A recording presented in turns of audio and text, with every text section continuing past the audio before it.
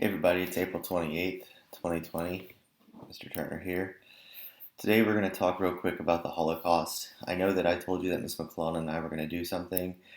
We actually decided to do that on Monday. We're taking your questions from the last assignment. We are putting them into a slideshow and we're going to do a little discussion.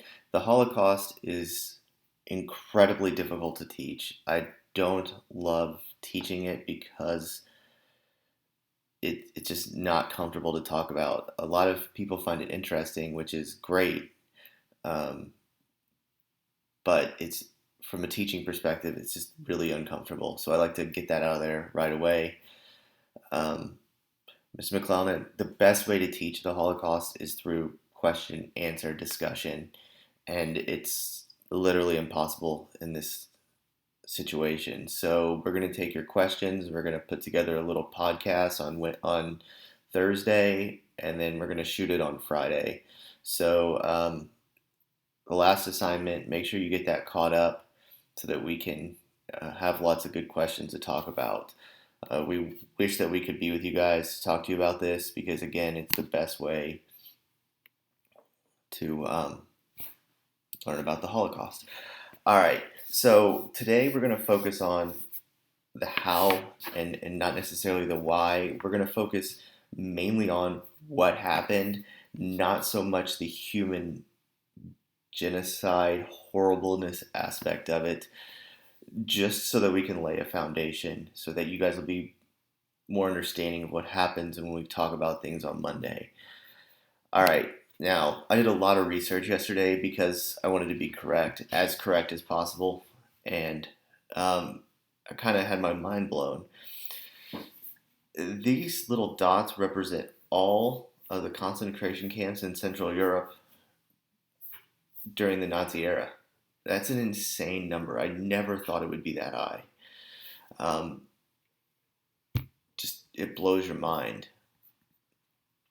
The next thing that I found interesting was the concentration camps started out mainly as work camps. You saw a lot of this in other places in the world during this era, mainly in the Soviet Union with the gulags. Again, we're not here to talk about the gulags. The gulags have their own issues, but during this era, there was a lot of work camps, a lot of forced slave labor. And ironically, with the National Socialists, the Nazis, they were putting actual socialists into these gulags in the mid 30s. And you see a lot of evolution. They basically start out with slave labor.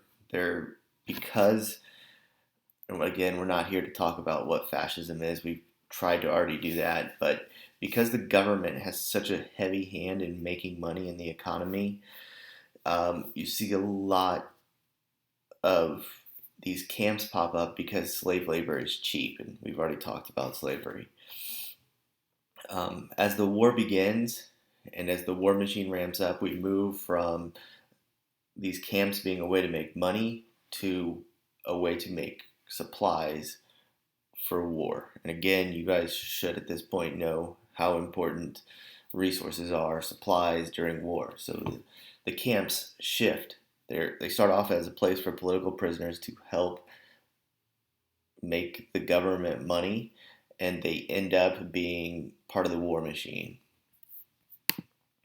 Now, what ends up happening because all of the prisoners are underfed, because they're malnourished, because there's no medicine, people get sick really quick. And when they start getting sick, they have to start taking care of that problem. And the evolution begins quickly. It starts off as not necessarily a place where Jewish people and genocide happens, but a place to take care of the sick prisoners. And that's kind of another thing that blew my mind. So I have another map here. And of course, the key is important. But you can see how spread out these concentration camps were. And again, they start out as a way to help the war machine, help build supplies, and in the end, they end up into these massive extermination camps. Now, we had a speaker come in who was a survivor from the Holocaust last year, and of course, it was incredibly interesting. But he was in a camp all the way up here in Latvia, and he survived because it was one of the first places that the Russians found, that they found these camps all over the place, and he was up in one of these up here in Latvia. And of course, as the Russians are winning the war and they're moving west, west, these are the first ones that get taken care of. And he he was 12, and he basically was freed. He had 10 days. He was 12 years old. He had 10 days that the Russians helped him out, and then they just let him go. And I can't remember exactly. He spent some time with family in Europe, and then he ended up coming over to the United States and settling in Central Florida and running a country and western wear store for his adulthood, which was interesting. But anyway, he had an incredible story, but it just goes to show you how big this was. When I was learning this, I mean, even up until yesterday, I kind of thought that there was just a couple places, but I mean, look at the map. They're all over the place. And again, it starts out as a work camp, and then it ends up spreading and becoming these massive extermination areas. And we've kind of talked about that already. What ends up happening, especially with the women and children, is that they would put all of the Jewish people in the ghetto in one spot, and then they would come and they would pick them up, and the women and the children would be directed directly towards the extermination camp.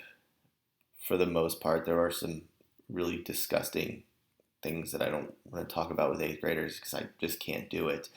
That happened, and then the men would be sent to the work camps where they would try and stay alive. So the women would get directly on the train and they would go directly to the extermination camps, and the men would move to the work camps where they would work as long as they could and try and stay alive.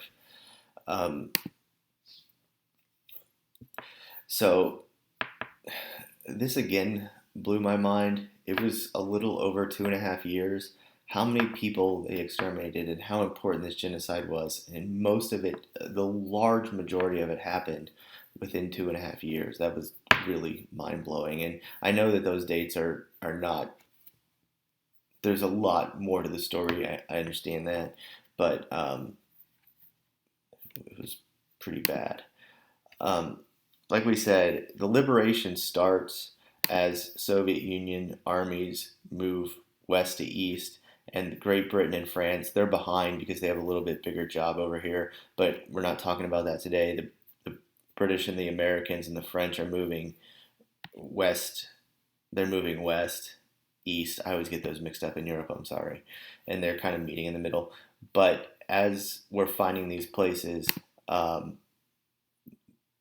Russians are the first ones to find them. And again, it's wrought with irony because the Russians aren't much better with the gulags. They don't take it to the next level like the Germans did, but they had a lot of the same thing going on there. Now, the last piece of information that really blew my mind was that nearly half of the deaths from the Holocaust occur after liberation. Because they're so malnourished, because they're so sick, there's just no way to bring these people back from the poor health. And so the number I found was 700,000. It might not be half. It might not be anywhere close to half. Like, don't get caught up in the number.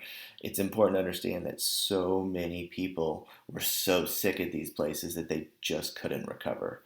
And so the deaths continue to occur well after the January of 1945 because they just couldn't bring them back. All right, that's really it today. I hope that you guys learned a little bit. Again, I'm asking that you please don't get caught up in a lot of the small details. Just look at the big picture. Your assignment is pretty simple. All I want is a summary. Just watch the video, write a quick summary, get your 10 points.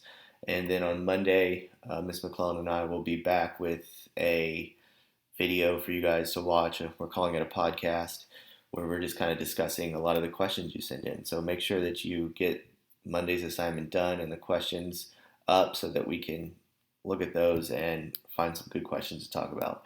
Y'all have a great day, and that's really it. Have a great day.